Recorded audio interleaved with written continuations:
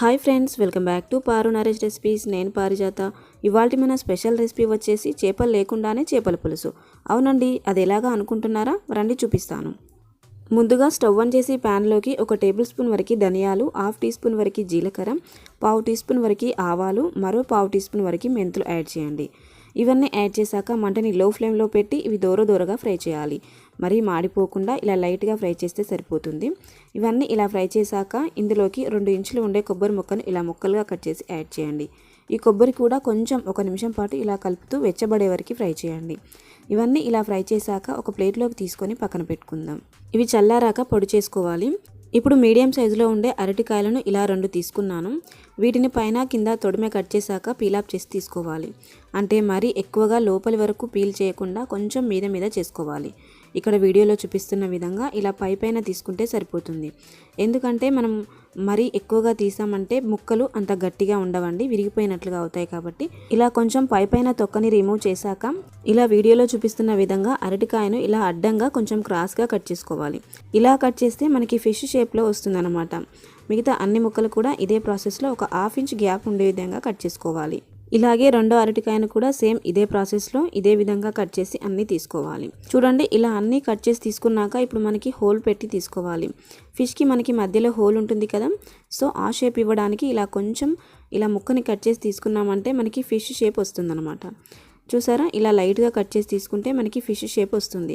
ఇలాగే అన్ని హోల్స్ పెట్టి తీసుకోవాలి. ఇప్పుడు ఈ అరటికాయ ముక్కలు నల్లబడిపోకుండా కొంచెం కలర్ చేంజ్ అవుతాయి కాబట్టి ఇలా వాటర్లో వేసి పెట్టుకోవాలి. ఇప్పుడు మరో పక్కన మిక్సర్ జార్లోకి మనం ఇందాక ఫస్ట్ వేయించుకున్న దినుసులు ఉన్నాయి కదా, ఇవన్నీ మెత్తగా గ్రైండ్ చేసి తీసుకోవాలి. చూడండి, ఇలా మెత్తగా గ్రైండ్ చేసి ఒక ప్లేట్లోకి తీసుకోవాలి. అలాగే ఇదే మిక్సీ గిన్నెలోకి ఒక 2 పెద్ద సైజులో ఉండే ఉల్లిపాయలను ఇలా కట్ చేసి తీసుకున్నాక ఇవి గ్రైండ్ చేయడానికి ఇలా కొన్ని తీసుకోండి మిక్సీ గిన్నెలోకి. అలాగే పోపు కోసం కొన్ని పక్కన పెట్టాను. అలాగే ఇందులోకి కొన్ని స్పైసెస్ యాడ్ చేయండి.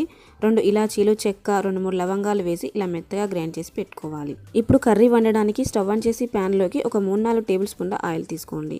ఆయిల్ వేడయ్యాక ఇందులోకి 1/2 టీ స్పూన్ చొప్పున ఆవాలు, జీలకర్ర యాడ్ చేయండి. ఇవి కొంచెం చిటపటమన్నాక మనం ఇందాక వాటర్లో వేసి పెట్టుకున్న అరటికాయ ముక్కలను యాడ్ చేసుకుందాం.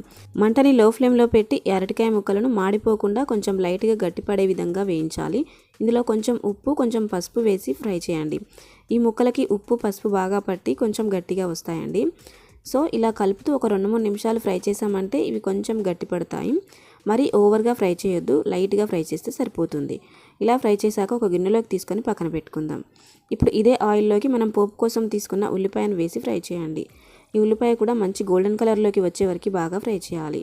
అలాగే 2-3 పచ్చిమిరపకాయ చీలికలు కూడా వేసి ఫ్రై చేయండి. ఇవి ఇలా కాస్త ఫ్రై చేశాక ఇందులోకి ఒక 2 టీ స్పూన్ల వరకు అల్లం వెల్లుల్లి పేస్ట్, ఒక పావు టీ స్పూన్ అంతా పసుపు వేసి ఫ్రై చేయండి. ఈ అల్లం వెల్లుల్లి పేస్ట్ పచ్చివాసన పోయే వరకు ఇలా కలుపుతూ 1 నిమిషం పాటు ఫ్రై చేయండి. మంటని లో ఫ్లేమ్లోనే పెట్టి ఇలా కలుపుతూ మాడిపోకుండా ఫ్రై చేయండి.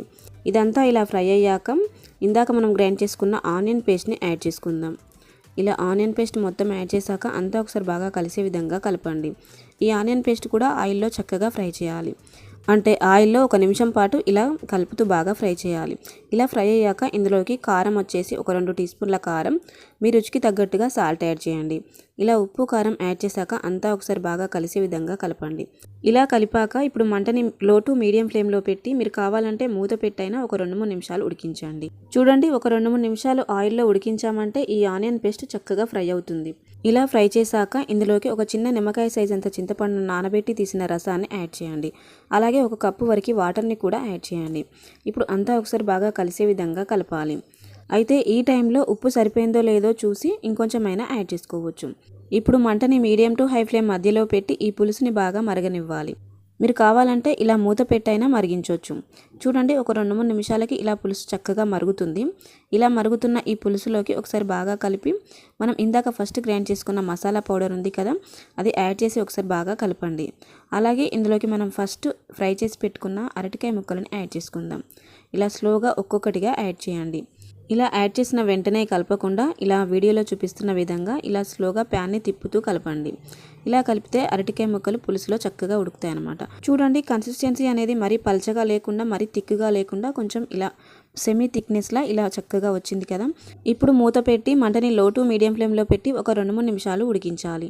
చూడండి 2-3 నిమిషాల తర్వాత ఆయిల్ పైకి తేలుతూ ఇలా అరటికాయ ముక్కలు చక్కగా ఉడుకుతాయి. అలాగే పులుసు కూడా కొంచెం చిక్కగా అయింది. ఇంతకన్నా ఎక్కువగా ఉడికిస్తే పులుసు ఇంకాస్త దగ్గర పడుతుంది కాబట్టి ఈ కన్సిస్టెన్సీలో ఉన్నప్పుడే మనం కొంచెం కొత్తిమీర, కొంచెం పుదీనా వేసి ఒకసారి బాగా కలపండి. ఇలా కలిపి స్టవ్ ఆఫ్ చేసామంటే ఎంతో టేస్టీగా చేపలు లేకుండానే చేపల పులుసు రెడీ అయిపోతుంది.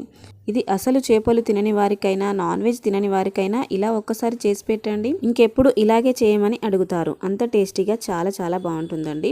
మీరు ఒకసారి ఇంట్లో ఇదే ప్రాసెస్లో ట్రై చేసి మీరు టేస్ట్ చేసి మీకు టేస్ట్ ఎలా వచ్చింది అన్నది కామెంట్లో ఫీడ్బ్యాక్ చేయండి. ఈ రెసిపీ నచ్చితే ఈ వీడియోని లైక్ చేసి మీ ఫ్రెండ్స్కి షేర్ చేయండి. ఇలాంటి సింపుల్ అండ్ టేస్టీ రెసిపీస్ కొరకు నా ఛానల్ని సబ్స్క్రైబ్ చేసుకుని పక్కనే ఉన్న బెల్ ఐకాన్ని యాక్టివేట్ చేయండి. Thanks for watching.